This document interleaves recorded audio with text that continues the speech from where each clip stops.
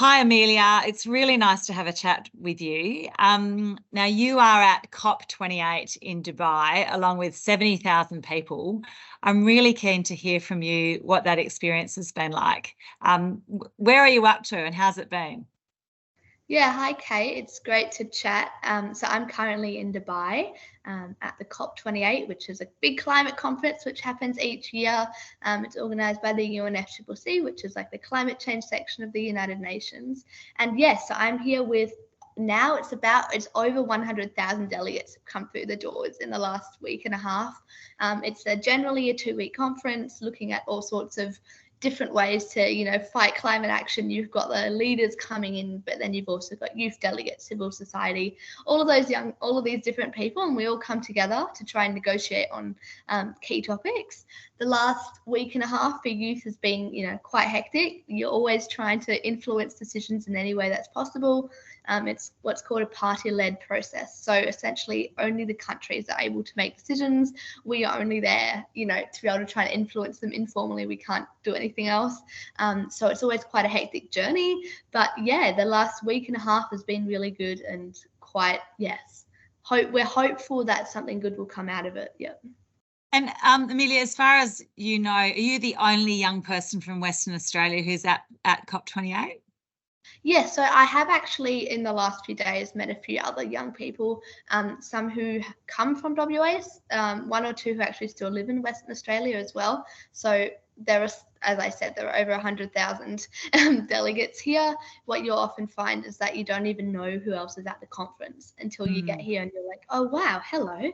And you recognize the accent, or you recognize the pin that you have which has a kangaroo or anything like that. So yeah, there are a few other West Australian delegates here as well. Obviously it's quite a small delegation in relation to the rest of Australia and also just more generally, but it is really good to have quite a large delegation of young Australians in general here. And tell me, why do you think it's important that there are young people at COP28, and what sort of messages have the young people been sending at the conference? Yeah, so the main reason I think that's why it's really important to have young people here is because even though it is a government-led process, we're still able to try and influence some of the negotiations. We're able to create position papers. We're able to try and advocate in the safe way. In the UAE, obviously, there are quite different regulations to in Australia, so we have to adapt our strategy a bit. But yeah, we're able to try and advocate as much as possible through interventions, so through speeches we're able to have, but also this year there are so many side events and a lot of different pavilions, and so through that we've been able to have hundreds and hundreds of young people speak at events, which has been really exciting. Most of our demands are based off a policy document which we've created called the Global Youth Statement, which we've given to parties, which we've given to everyone to kind of just show our key demands. The other thing is that this year the UAE at the opening plenary, so at the start of the conference, they announced that they would be introducing consultations for meaningful youth engagement, which is relating to what's called the Youth Climate Champion, which has been a team this year trying to uplift youth voices in the space, and they would like to institutionalize that. And so this is one of the main things which we've been working on to try and create the youth constituency's opinion on the Youth Climate Champion and how that would affect relations between the official youth constituency, which is one of the groups created under the within the UNFCCC to represent the voices of children and youth. It's quite different to the role of the Youth Climate Champion. So that's been one of the main things we've been working on is how would we like this to look in the future? Yeah. Fantastic. And tell me, what are the big issues at COP? I'd love to hear your perspective on them. Yeah, so this year is the first year that we have what is called the global stocktake. After the Paris Agreement, it was agreed that every 5 years, all of the different parties, all of the different countries would come together and have a look at what the world is doing and also create some sort of a way forward. And so this year it's the first year of the global stocktake, and this is a very highly negotiated subject in the UNFCCC, so in the climate space. It's works off a consensus-based process. So it's about, finding consensus amongst all 200 of the parties.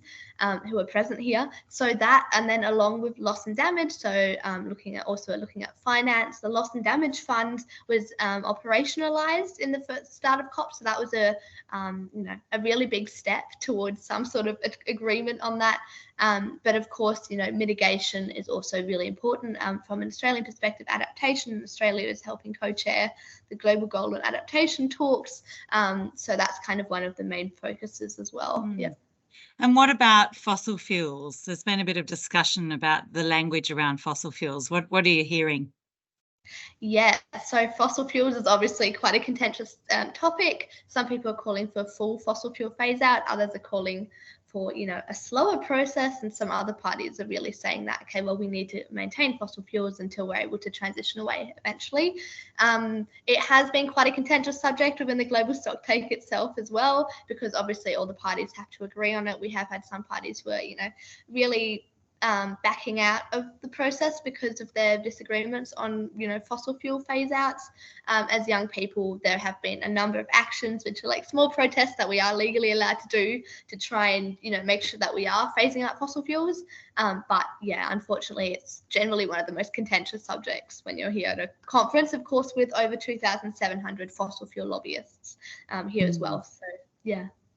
And so just to wrap up, how are you feeling now that you are towards the end of the conference, having been there for a couple of weeks? How's your optimism level?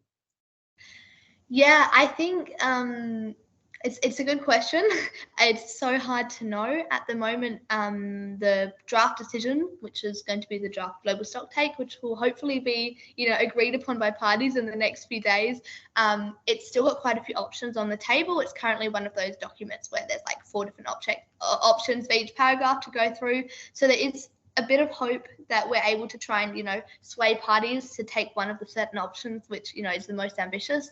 It's not going to be a perfect document by any means. And by many means, it will also be a document which youth will continue to have distrust in. They'll want, to have more action. We all want more action. But for me, I am hopeful that we will hopefully get some sort of agreement on at least something. And hopefully it won't go too many days into the process. As you said, there are only a few more days left, but generally negotiations go over time as well. So I'm just hoping it doesn't take, another like 4 or 5 days to reach some sort of consensus, that it is reached in the next few days. Yeah. Well, Amelia, thank you very much for talking to me today. I think it's so fantastic that we have youth advocates on climate change like yourself from Perth, over there right in the thick of it, and having an impact and really doing what you can to influence better action on climate. So really, really proud of what you're doing. Good on you, and good luck with the last few days. I hope it goes well. Thank you. Thanks so much for listening to me. And let's hope that we can, see some actionable change. Thank you. Thanks, Amelia.